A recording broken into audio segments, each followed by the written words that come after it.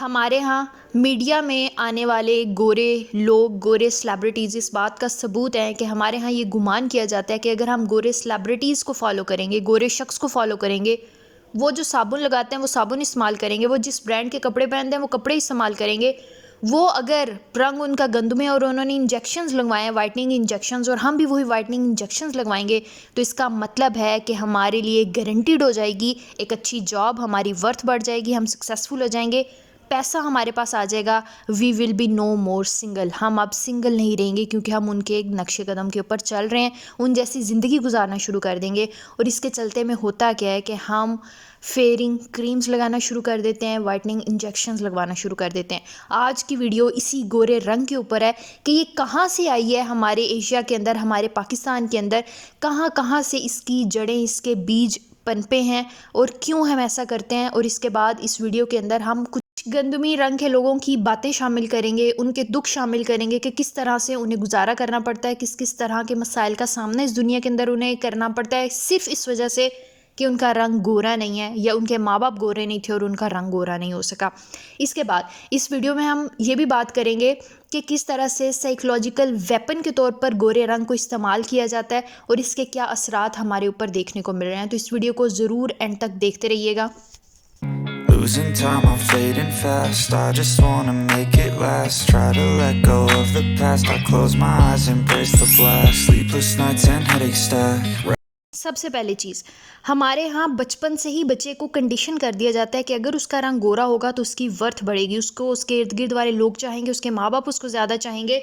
घर में मौजूद 4 बच्चों में से अगर कोई बच्चा जिसका रंग गोरा होगा तो उसको ज़्यादा अहमियत दी जाती है, उसके साथ ज़्यादा पिक्चर्स बनवाई जाती हैं, उसको ज़्यादा सेलिब्रिटी का घर के अंदर भी प्रोटोकॉल दिया जाता है, उसको ज़्यादा उसकी बातें मानी जाती हैं। इसके अलावा अगर कोई चाय पीने के हमारे यहाँ शौकीन होते हैं तो हमारे यहाँ यही है कि चाय पीने से रंग आपका काला हो जाएगा, तो इसलिए चाय मत पिएं। लेकिन क्या सिर्फ बचपन से ही बच्चे को कंडीशन किया जाता है? तो जवाब है नहीं। हमारे यहाँ पैदा होने से पहले से ही ये डिज़ीज़, ये स्लोगन हमारे साथ शामिल हो जाता है। जब मदर कंसीव कर रही होती है, जब आप अपने माँ बाप के यहाँ पैदा होने वाले होते हैं, तो उससे पहले ही आपकी माँ को नारियल का पानी पिलाया जाता है, ज़ाफ़रान दिया जाता है कि उसके यहाँ पैदा होने वाला बच्चा गोरा हो और वो अच्छी ज़िंदगी गुजार सकें, माशरे के अंदर वो अपनी एक वैल्यू लेकर आए। तो पैदा होने से पहले से ही ये गोरे रंग का जो कल्चर है, जो सिस्टम है, ये हमारे साथ चलना शुरू हो जाता है। इसके अलावा कलरिज़म की अगर हम बात करें तो कलरिज़म का वर्ड सबसे पहले 1982 में एलिस वॉकर नाम के एक इंसान ने दरियाफ्त किया था।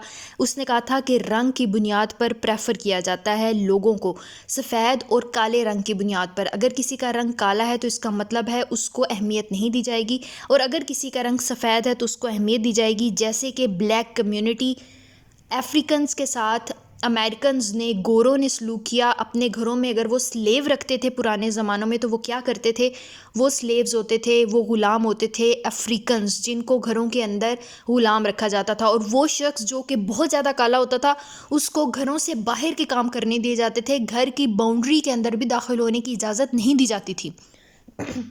जबकि वो लोग जो कि थोड़े से गंदमी रंग के होते थे, थोड़े से कम काले होते थे कहा जाए, उनको घरों के अंदर इजाज़त दी जाती थी और घर के अंदर के जो काम होते थे वो करते थे। जिनके थोड़े थोड़े गोरे रंग होते थे और वो भी लो कम्युनिटी से ताल्लुक़ रखते थे, तो घरों के अंदर और अपने बच्चों को पालने के लिए उनका काम लिया जाता था।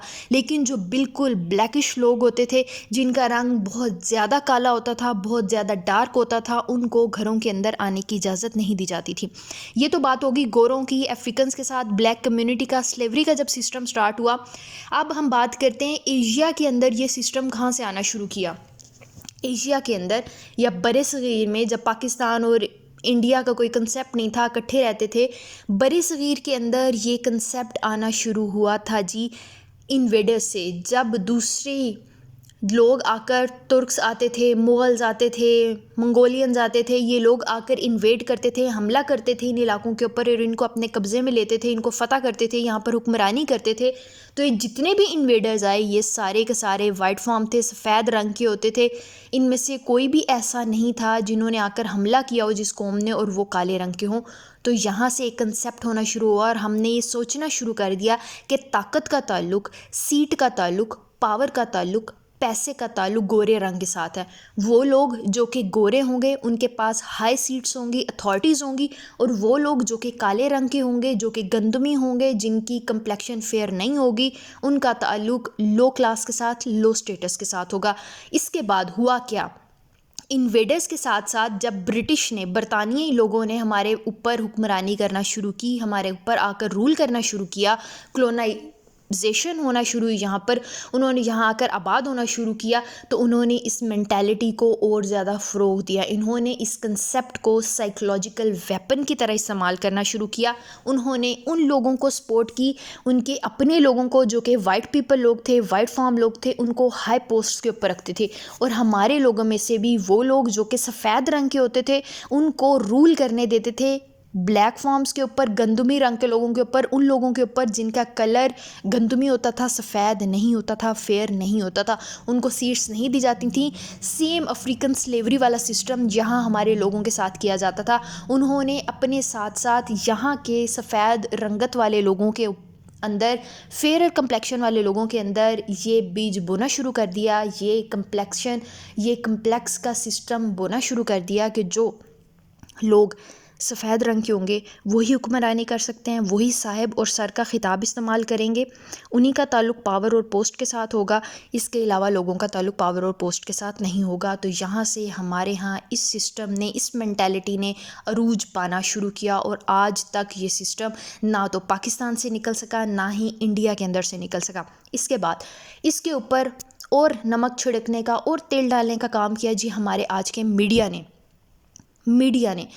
मीडिया के अंदर बहुत डिबेट की जाती है। बहुत लोग आते हैं जो आके कहते हैं कि नहीं जी, गोरे रंग का कोई ताल्लुक़ नहीं होना चाहिए। सेलिब्रिटीज़ आके बैठे होते हैं जी, हमें इतनी ज़्यादा डिस्क्रिमिनेशन नहीं करनी चाहिए, सेक्सिस्ट नहीं होना चाहिए, हमें रेसिज्म नहीं करनी चाहिए, हमें कलरिज़म का ख्याल नहीं रखना चाहिए, ये गलत चीज़ होती है। लेकिन होता क्या है हमारे यहाँ मीडिया के अंदर, आज भी टॉप 100 सेलिब्रिटीज़ के अंदर हमारे किसी ऐसे सेलिब्रिटी का नाम आ गया जो कि बहुत ब्यूटीफुल है। हमारे यहाँ ब्यूटी कॉन्टेस्ट होते हैं, मलकाए हुस्न बनती हैं। ये कौन लोग होते हैं? ये वो लोग होते हैं जो कि दुनिया के लिए हसीन तरीन लोग होते हैं, जो कि सफ़ेद लोग होते हैं। बहुत कम ऐसा होता है जो कि ब्लैक फॉर्म, काले रंग का शख्स सालों में कोई एक आधी दफ़ा होगा जो बन गया होगा, वरना वही होते हैं जो वाइट फार्म होते हैं। और ये ब्यूटी कॉन्टेस्ट किस चीज़ को फ़रोग़ देते हैं?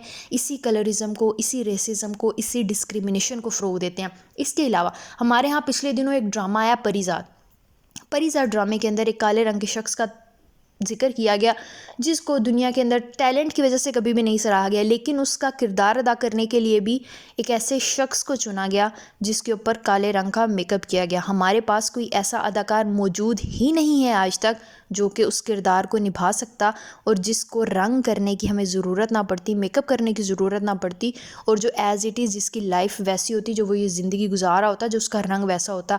हमने एक सफ़ेद सेलिब्रिटी को लिया और उसके ऊपर काले रंग का मेकअप किया गया ताकि वो उस चीज़ को निखार सके। और उस ड्रामे के अंदर भी जो कंसेप्ट दिया गया वो एक डिफरेंट कंसेप्ट था बिल्कुल, जो कि कलरिज़म को, डिस्क्रिमिनेशन के बारे में बहुत सी चीज़ों को बयान करता है।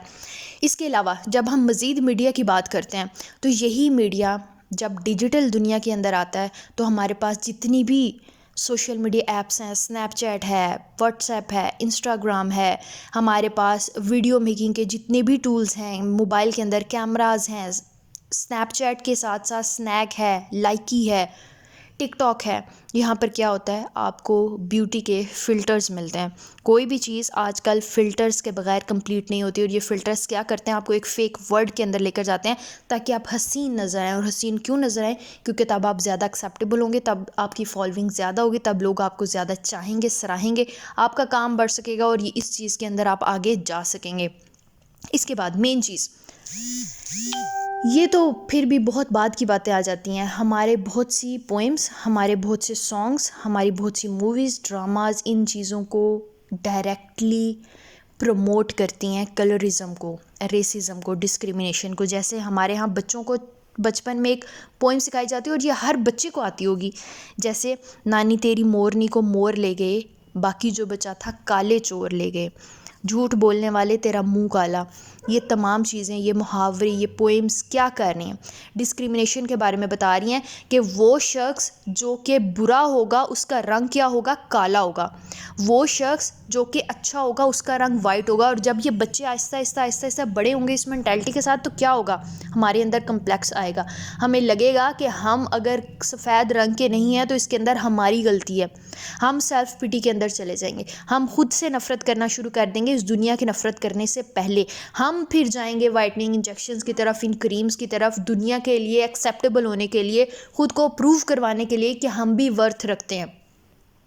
तो फिर होता क्या है एट द एंड?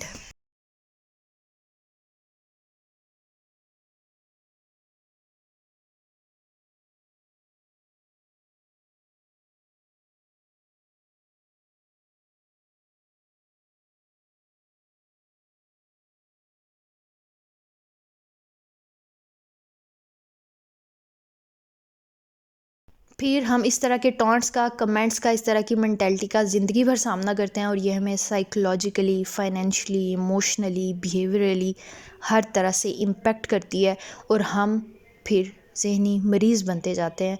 हम अपने जिस्मों के अंदर बहुत साल पहले ही मर जाते हैं और हमें कुछ साल के बाद फिर बाकायदा तौर पर दफना दिया जाता है ऑफिशियली। गोरा रंग एक कंसेप्ट नहीं है, एक सोच नहीं है, एक फीलिंग नहीं है, ये एक डिज़ीज़ है जो कि हमारे मुआशरे के अंदर इतनी पेनिट्रेट कर चुकी है कि अब इससे निकलना बहुत मुश्किल हो गया।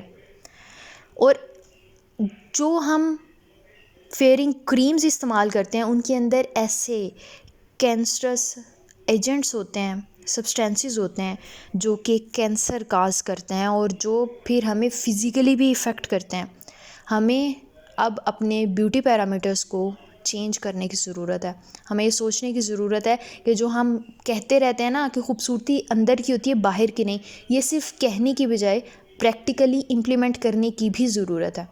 हमें अपने इर्द गिर्द मौजूद ऐसे लोगों को जिनके कलर कम्प्लेक्शन अगर डार्क है, फेयर नहीं है, हमसे थोड़ी कम है, तो उन्हें सपोर्ट देने की ज़रूरत है, उन्हें एक्सेप्ट करने की ज़रूरत है। आई होप आज की वीडियो आप लोगों के लिए बेनिफिशियल रही होगी। अगर वीडियो पसंद आई तो काइंडली इसको ज़रूर लाइक कीजिएगा, चैनल को शेयर और सब्सक्राइब कीजिएगा ताकि ज़्यादा से ज़्यादा लोग हमारे साथ कनेक्ट कर सकें और हम एक हेल्दी सोसाइटी डेवलप करने में अपना रोल प्ले कर सकें। Thank you so much, take care, अल्लाह हाफिज़।